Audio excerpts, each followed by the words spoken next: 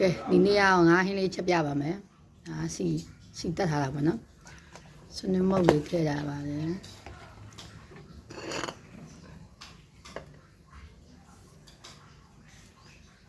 စီလေးနည်းနည်းပူလာတဲ့ခါကျရင်ထောင်းထားတဲ့ကျွတ်ဖြူကျွတ်နေချင်းဒါကိုထည့်ပါမယ်နည်းနည်းမြစ်လေးပါထောင်းထည့်ရင်ပိုမွေးတာပေါ့နော်ဒီမှာကလည်းနည်းနည်းမြစ်ကိုကြိုက်တော့ထောင်းထည့်တာပါလေမြစ်လေးကိုပြောင်းနေအောင်စီးလိုက်ပေါ့နော်အဲ့ဒါလေးကိုမျိုးစုံလေးနဲ့မညက်တညက်လေးထောင်းလိုက်ရပါတယ်အညက်ကြီးမလိုပါဘူး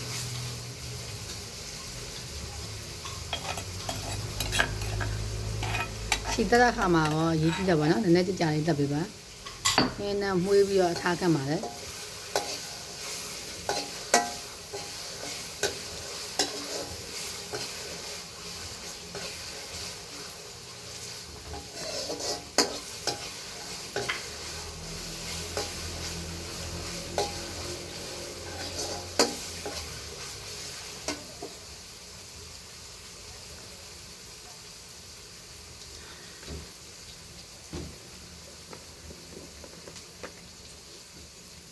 ရုပ်တီလေးနည်းနည်းလေးထည့်မယ်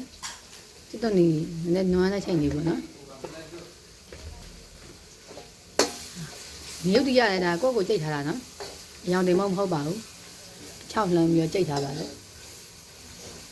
အရောင်တင်မဟုတ်တော့လည်းရပါလေနည်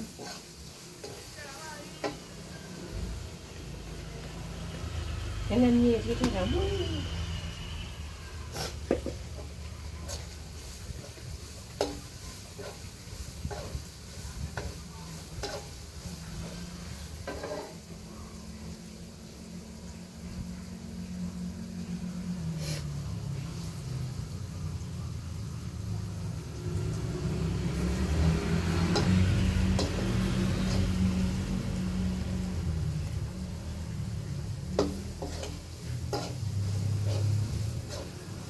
နန်းလေးမွေးလာတယ်နန်းလေးမွေးလာပါပြီ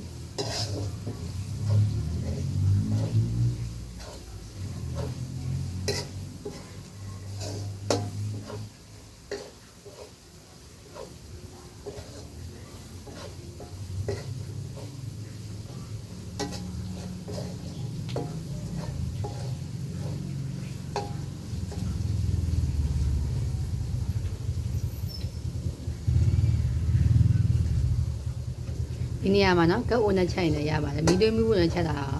မမကသူ့ရဲ့အရသာကိုပိုကြိုက်လို့ပေါ့နော်လောက်ပိတ်တုံးလေးတွေဖြစ်တယ်ဆိုတော့အားကြောင့်အချိန်နဲ့ရတယ်ဆိုတော့ပေါ့နော်မီးသွေးမီးဖို့တွေပိုပြီးချက်တာပါ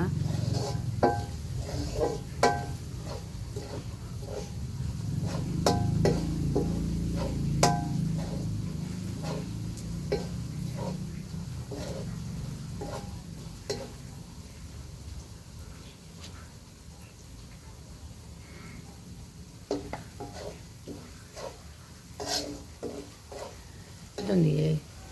ရပြီဆိုရင်ငါးထဲကိုရပါတယ်။နေရာမှာငါးလေးတုံးမကြည့်အောင်ဖြည်းဖြည်းလေးထည့်ပါ။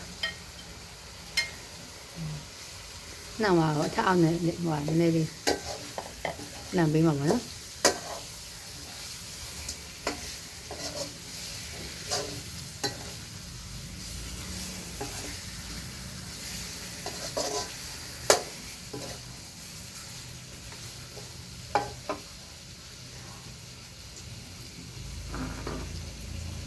နေရာငါ့ကိုမကြီးနှစ်လေးနဲ့ချက်မယ်ဆိုတော့ဗောနော်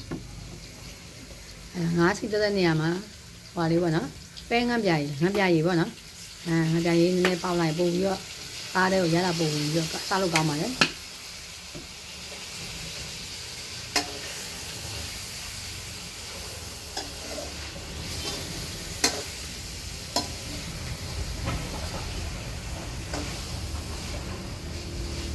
တော့ရှင်မွေး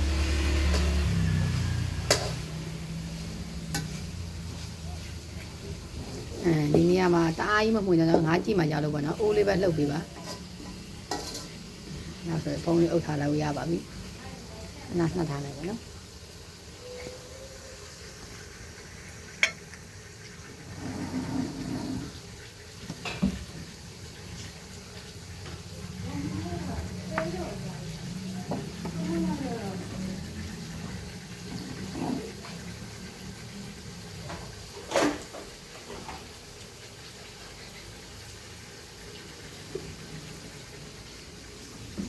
ဖုံးလေးအုပ်ပြီးနှက်ထားပါမယ်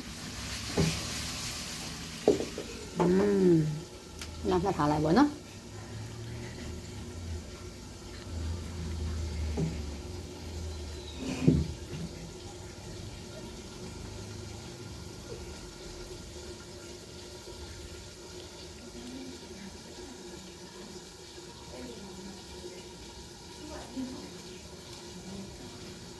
လုပ်ပြီဟုတ်ကောင်းအဲ့လိုလေးလုပ်ပြီ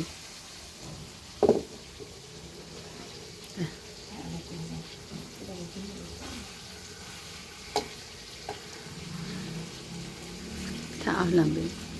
နောက်ကြရင်မကြီးရထဲရပြီဒါမကြီးနှစ်ချက်မှာပေါ့အားဟင်း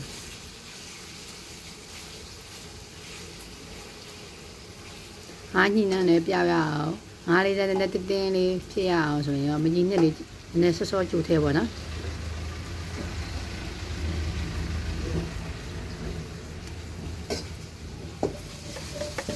ငါချင်းချက်တဲ့ညမှာတအားကြီးမမှွေ့စရာမလိုပါဘူးပိုးလေးပဲလှုပ်ပြီးပါအတုံးမပြအောင်ပေါ့နော်ပြီးရင်ဒီမှာဒါမကြီးနှစ်လေးပါမကြီးနှစ်လေးကိုထည့်ပါမယ်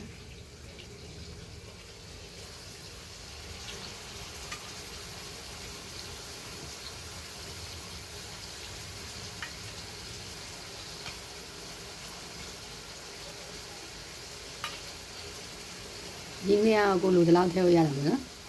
ချင်ကြိုက်ရင်တော့နည်းချင်လေးထဲပေါ့နော်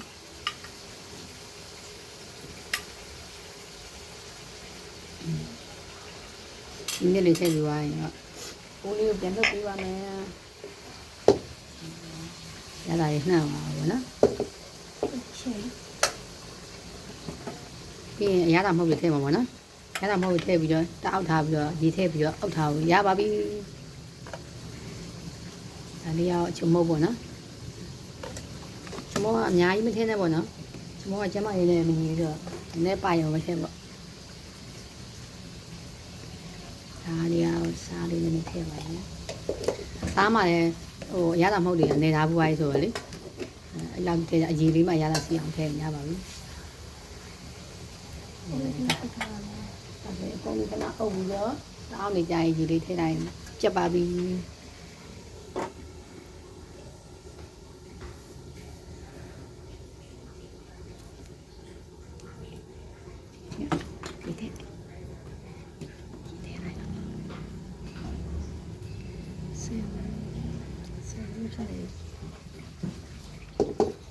ကဲ